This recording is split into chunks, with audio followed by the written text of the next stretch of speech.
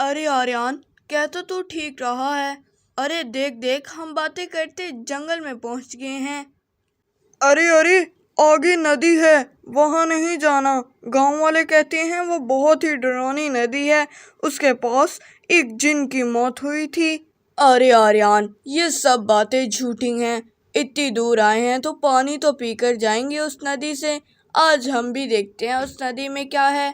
चल चलते हैं ना। अरे चल चल, मैं तो नहीं जाऊंगा। अगर तुम में इतनी दलेरी है तो तुम खुद चले जाओ, मुझे तो भाई डर लगता है। मैं वापस गांव जा रहा हूँ। अरे अरे, बस हवा निकल गई। चल तू जा गांव, मैं जाकर पानी पी कर आता हूँ। बहुत प्यास लगी है, देखते हैं आज क्या होता है। फिर आर्यन और राहुल अपने अपने रास्ते की तरफ जाने लग जाते हैं। राहुल उस नदी के पास आता है जहाँ एक बहुत बड़ी कढ़ाई होती है। अरे, ये इतनी बड़ी कढ़ाई यहाँ क्या आई? लगता है गांव वालों की बातें सच है। मैं तो जा रहा हूँ। अभी वो इतना कहता ही है, तभी कढ़ाई उसको अपने अंदर की तरफ खींचने लग जाती है। वो बहुत जोर जोर से आवाजें लगाता है, लेकिन कोई नहीं सुनता। ऐसे ही दिन गुजर जाते हैं। एक दिन उसी गांव की दो लड़कियां पायल और सोनम घड़े में पानी लेने के लिए दूसरी नदी की तरफ जा रही होती हैं। तभी पायल कहती है, सोनम देख, रात होने वाली है और नदी बहुत दूर है। क्यों ना ऐसा करते हैं, इस पास वाली नदी से पानी भर लेते हैं। पायल, तू पागल है? तुझे पता है ना कि वह डरौनी नदी है, उसके पास कोई भी नहीं जाता। मुझे तो डर लगता है, उसके पास जाने का नाम भी मत ले। पागल, हम लोग देख जंगल के बाहर जाएंगे तो बहुत से जानवर होंगे जो हमें खा जाएंगे। इस वजह से पास वाली ही नदी से पानी ले लेते हैं। किसी को कौन सा पता चलेगा कि हमने यहाँ से पानी लिया या दूसरी नदी से। अच्छा अच्छा, चल चलें, मुझे जानवर से भी डर लगता है। चल पास वाली नदी से ही पानी भर लेते हैं। फिर दोनों पायल और सोनम पास वाली नदी से पानी भरने के लिए उसकी तरफ जाने लग जाती हैं। उन्हें क्या पता था कि उनके साथ क्या होने लगा है। थोड़ी ही देर में वो नदी के पास पहुंच जाती हैं और वो अपना अपना पानी भरने लग जाती हैं। अरे सोनम, वो देख, नदी के दरमियान ये कढ़ाई क्या कर रही है? चल, मुझे तो डर लग रहा है, चल घर चले। अभी पायल सोनम से बात ही करती है, तभी वो कढ़ाई बहुत बड़ी हो जाती है और उन दोनों को अपने अंदर जज्ब कर लेती है। ये बात पूरे गांव में फैल चुकी थी। अब 4-5 लोग उस कढ़ाई के अंदर चले गए थे। ये बात राजा तक भी पहुंच जाती है। राजा हारिस, आपको तो पता है ना कि गांव के लोग कम हो रहे हैं, वो सारे उस नदी के अंदर जा रहे हैं। अरे वो नदी जो हम लोगों ने बंद की थी, उसके पास कौन गया? मना किया था ना कि उसके पास नहीं जाना। राजा हारिस, वो गांव के कुछ लोग चले गए थे, पता नहीं वो कहाँ गायब हो गए। कुछ लोगों को कहना है कि वो कढ़ाई के अंदर गए हैं। अच्छा अच्छा, मैं कुछ करता हूँ, कुछ दिनों की मोहलत दो मुझे, और गांव वालों को सख्ती से मना करो वहां जाने से। ऐसे ही कुछ देर गुजर जाती है और राजा हारिस सोचते हुए कहता है, अरे, मेरी एक गलती की वजह से गांव वालों को कितनी सज़ा भुगतनी पड़ रही है। मुझे लगता है मुझे उस बाबा के पास जाना चाहिए। बस रात होने दो, फिर जाऊंगा। ऐसे ही शाम हो जाती है और पूरी सल्तनत सो जाती है, जिसका मौका उठाकर राजा हारिस जल्दी जल्दी एक गांव की तरफ जाने लग जाते हैं, एक छोटे से घर की तरफ। अरे बाबा, आपको तो पता है ना कि मैंने वो गलती की थी जिसकी सज़ा अभी तक मैं भुगत रहा हूँ, और उस नदी के पास मैंने गांव वालों को जाने से मना किया, लेकिन उन्होंने मेरी बात ना सुनी और कुछ दिनों के लिए 8-10 आदमी पता नहीं कहाँ गायब हो गए हैं। कुछ करें ना आप, और बताएं कि अगला नंबर अब किसका है, कौन गायब होने वाला है।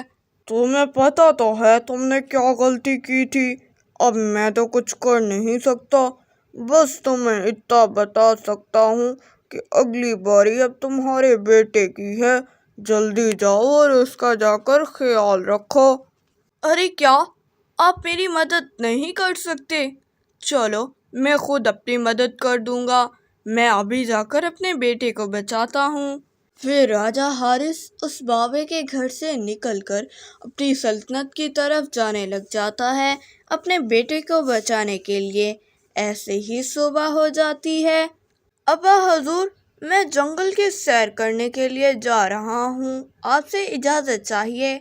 नहीं, तुम बाहर नहीं जाओगे मेरे शहजादे, तुम पूरे 2 हफ्ते इस महल में ही रहोगे, बाहर हरगिज नहीं जाओगे।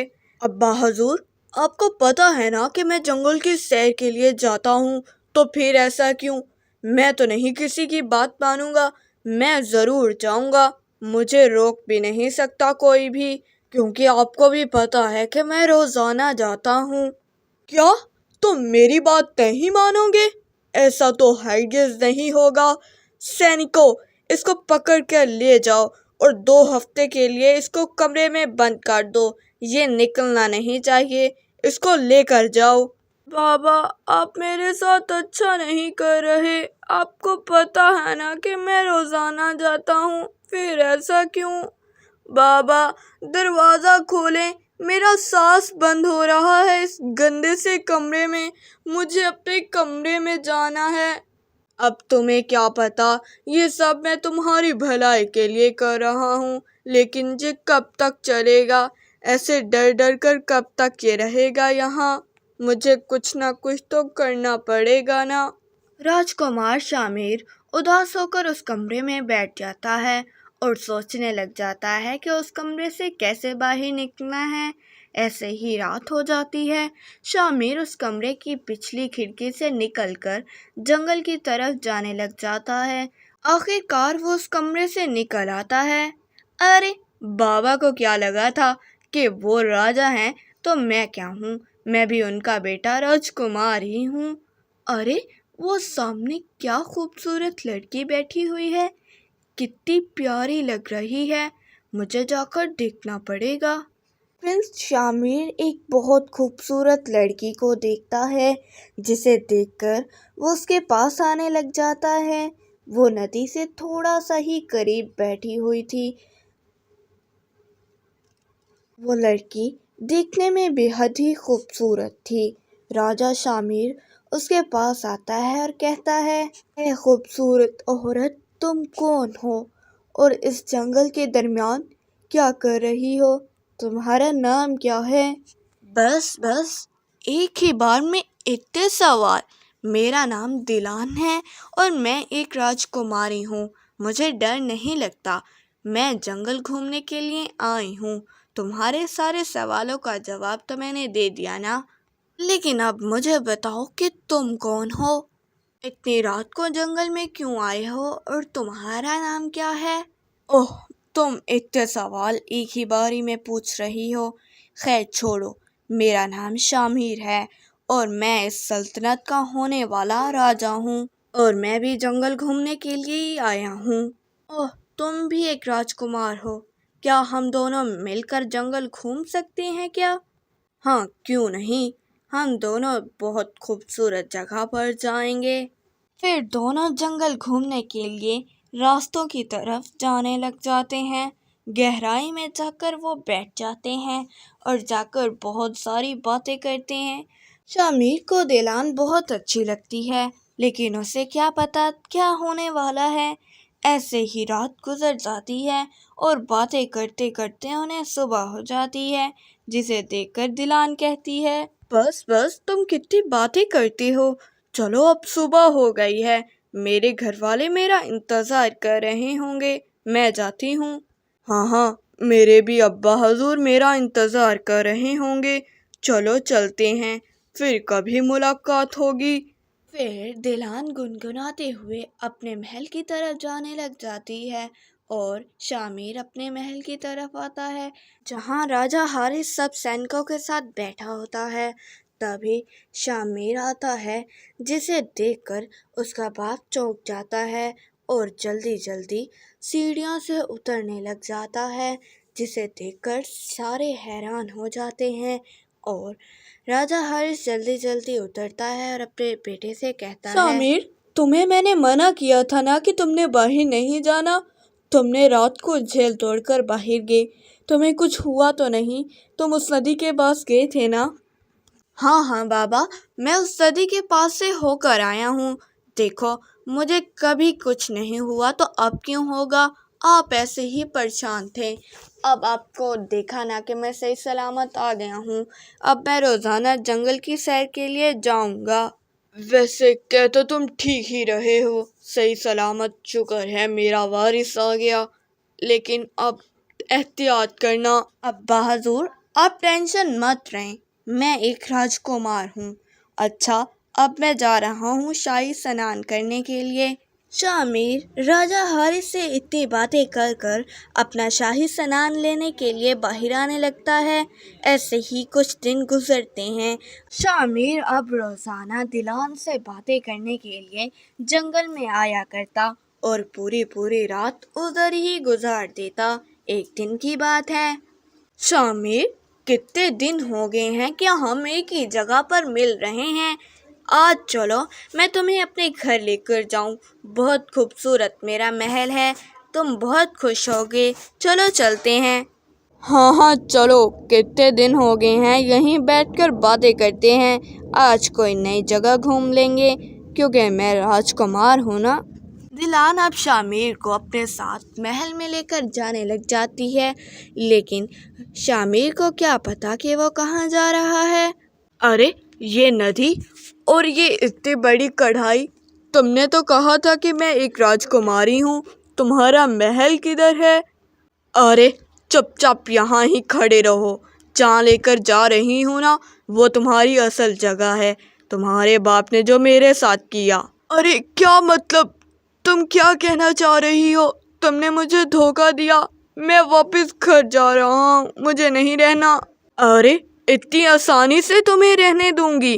اتنے سالوں سے بس اسی پل کا انتظار کر رہی تھی، چلو تمہیں نہیں جانے دوں گی واپس میں گھر۔ پھر اتنا کہہ کر شاہ میر کو دلان اس کڑاہی کے اندر لے کر جانے لگ جاتی ہے۔ یہ سب دور سے ہی ایک سپاہی منظر دیکھ رہا ہوتا ہے، جو بہت ڈر جاتا ہے اور راجہ کو یہ سب بتانے کے لیے دوڑا چلا آتا ہے۔ راجہ حارث، آپ کے بیٹے کی جان خطرے میں ہے، ایک بہت خوبصورت لڑکی اس ندی میں جو کڑھائی تھی اس کے اندر راجکمار کو لے گئی ہے، آپ پلیز اسے بچا لیں۔ ارے کیا تم سچ کہہ رہی ہو؟ میرا بیٹا اس کڑھائی کے اندر چلا گیا، کتنی دفعہ اسے سمجھایا لیکن اس نے سنی نہیں میری بات۔ راجہ حارث، اب ان باتوں کو چھوڑیں اور راجکمار کو بچائیں، کیونکہ آپ کے بعد وہی راجکمار ہمارا راجہ ہے، اسے بچا لیں۔ ہاں پتہ ہے۔ اچھا جلدی سے بیل گاڑی نکالو، مجھے اس پر جانا ہے، اس ندی کے پاس، اور میرے ساتھ کوئی بھی نہیں جائے گا۔ راجہ حارث، آپ کو کیا ہو گیا ہے؟ آپ اپنے گھوڑے پہ جائیں نا، بیل گاڑی پہ کیوں نہیں جا رہے؟ اور ہم سب کو کیوں نہیں ساتھ لے کر جا رہے؟ گھوڑے سے اس عورت کو سخت نفرت ہے اور میرے ساتھ کوئی نہیں جائے گا، میں اکیلا جاؤں گا، یہ سب میری غلطی کی سزا مل رہی ہے۔ پھر اتنا کہہ کر راجہ حارث جلدی بیل گاڑی پر اس ندی کے پاس جانے لگ جاتا ہے۔ دوسری طرف دلان شاہ میر کو ایک انوکھی دنیا میں لے کر آئی تھی، جہاں ایک بھی انسان نہیں نظر آ رہا تھا۔ ارے تم نے میرے ساتھ دھوکہ کیا، میں نے تم پر اعتبار کر کر تمہاری بات مانی، لیکن تم نے میرے ساتھ کیا کیا؟ میں نے اپنے بھائی کا بدلہ لیا ہے۔ تمہارے باپ نے جو میرے بھائی کے ساتھ کیا، میرا بھائی ایک جن تھا، اس نے تمہارے باپ پر یقین کیا، لیکن تمہارے باپ نے اسے مار دیا۔ کیوں؟ اس کی کیا غلطی تھی؟ اس دن کے بعد سے میں ایک اکیلی زندگی گزار رہی ہوں۔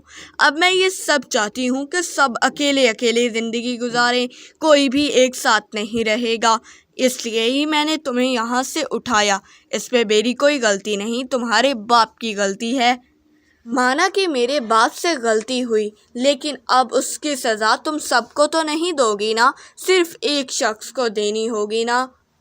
دوسری طرف راجہ حارث بھی جلدی اس کڑاہی میں آ جاتا ہے اور آتے ہی دلان سے کہتا ہے، ارے بیٹی دلان، مجھے معاف کر دو، میں نے تمہارے بھائی کے ساتھ جو کیا بہت غلط کیا، مجھے اپنی غلطی کا بہت احساس ہے، پلیز مجھے معاف کر دو اور اس غلطی کی سزا میرے بیٹے کو مت دو۔ جو میں نے کیا بہت غلط کیا، مجھے معاف کر دو۔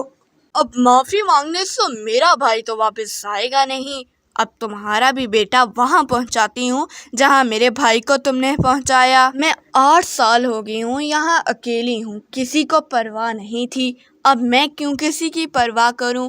اب تمہاری معافی میرا بھائی تو واپس لائے گی نہیں۔ دلان ایسا مت کرو، تم ایک غلطی کی سزا پورے گاؤں کو مت دو، پلیز مجھے تو معاف کر دو، بابا کی جگہ میں معافی مانگتا ہوں تم سے۔ ہم اچھے دوست تو تھے نا، دوست کے ناطے ہم لوگوں کو معاف کر دو۔ اگر تم یہاں اکیلی ہو تو ہمارے ساتھ آ کر ہماری سلطنت میں رہو، تم بہت خوش رہو گی، یہ میرا تم سے وعدہ ہے۔ میں کیوں تم لوگوں کی دنیا میں آ کر رہوں، میں یہیں رہوں گی، اب مجھے یہاں رہنا بہت پسند ہے، میں کہیں نہیں جاؤں گی۔ اچھا تم یہاں رہ جاؤ، لیکن پلیز ہم لوگوں کو معاف کر دو، ہم سے بہت بڑی غلطی ہو گئی اور غلطی کی سزا بھی مل گئی ہے۔